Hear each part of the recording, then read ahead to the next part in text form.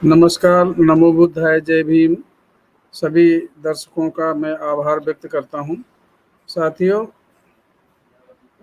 भारत का जो भारत की जो समाज व्यवस्था है, 5000 साल से आज भी विभेदपूर्ण, गैर बराबरी के आधार पे और प्रकृति के नियमों के विपरीत, अर्थात मनुष्यता के विपरीत ये व्यवस्था भारत की समाज व्यवस्था है, जिसमें जाति, जिसमें धर्म, जिसमें संप्रदाय, जिसमें तमाम तरह के वर्ग बटे हुए हैं और एक दो नहीं, हजारों की संख्या में। एक चातुर्वर्ण व्यवस्था में, ये चातुर्य नहीं चतुर्वर्ण व्यवस्था कही जाए तो ज्यादा अच्छा है।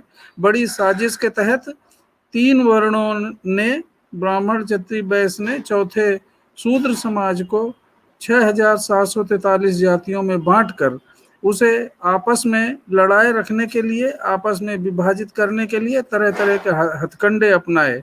इन हथकंडों में ये जो हथकंडे थे वो इंसानियत के खिलाफ थे। साथियों, मेरा सिर्फ आप लोगों से ये निवेदन करना है कि ये जो व्यवस्था आज भी बरकरार है, इसके खिलाफ बहुत महानायकों ने, यहाँ के मूल निवासी जो महानायक थे, बड़े, चाहे बुद्ध हो, कबीर हो, रैदास हो, गुरु नानक हो, या छत्रपति साहू जी महाराज, ज्योतिबा फुले, बाबा साहब और काशीराम साहब ने इस अमानवीय व्यवस्था के विरुद्ध संघर्ष किया, बहुत प्रयास किया।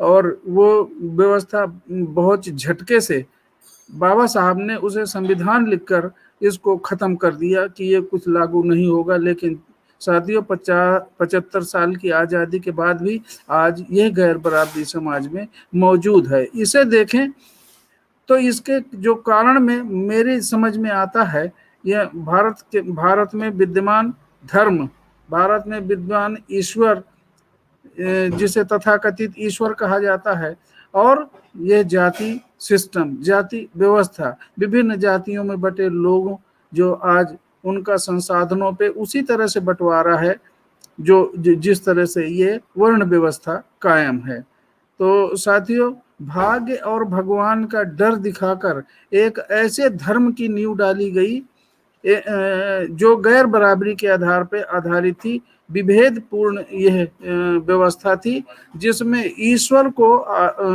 मुख्य रूप से, जहां धर्म का काम है मानवता की रक्षा करना, लेकिन ये भारत में जो धर्म है ये मानवता की रक्षा के नहीं, मानव में विभेद पैदा करना, मानव में आपस में लड़ाकर उसे तमाम जातियों में बांटकर इस तरह से उसे अलग रखा गया कि इसे वही व्यक्ति जो इसका शिकार है वही अब भाग्य और भगवान अर्थात ईश्वर को अपना जो ये कारण मानता है कि ईश्वर के कारण हमारे भाग्य में यही लिखा हुआ है, वो मान बैठा और आज भी उसके खिलाफ विद्रोह नहीं कर रहा। यहाँ भारत में पढ़ाई लिखाई का बड़ा जोर दिया। बाबा साहब ने बहुत कोशिश किया कि यह समाज पढ़ लिख कर जागरूक होकर और इन अपनी गुलामी की बेड़ियों को तोड़े, लेकिन यही लोगों ने लिख दिया कि लाभ हानि जीवन मरण यश अपयश विधि हाथ।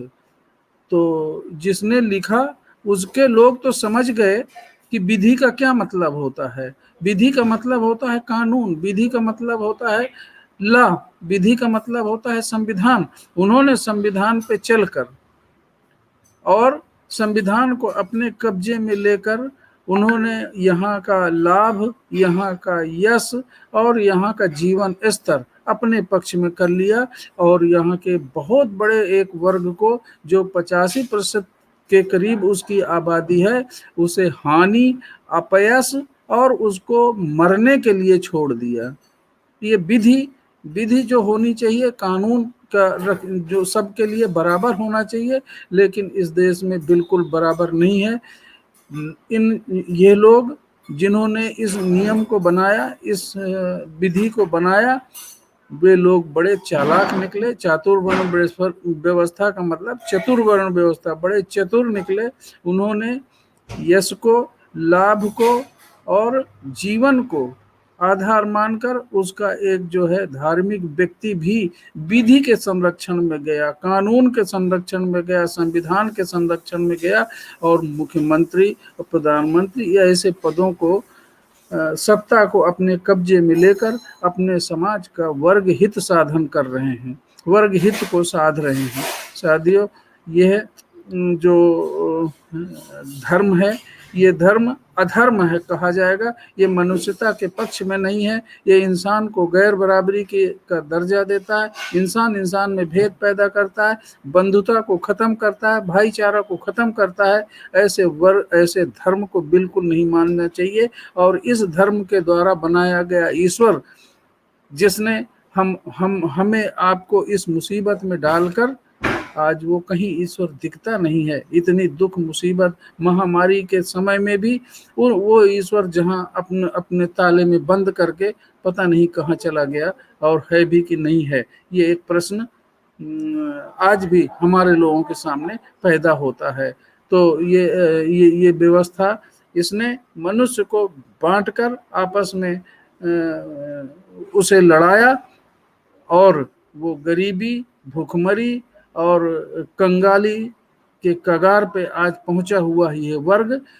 इसकी दास्ता की जो लिमिट है कहीं तो खत्म होनी चाहिए। दुनिया के तमाम देशों में इस तरह की दास्ता का अंत संघर्ष के द्वारा हुआ, लेकिन भारत एक ऐसा अभागा देश है, भारत एक ऐसा नकारा देश है जहां पर इतने लंबे समय तक दास्ता की क्रूरता इतने लंबे समय तक आज भी कायम है और दुनिया के किसी इतिहास में कहीं नहीं मिलेगा।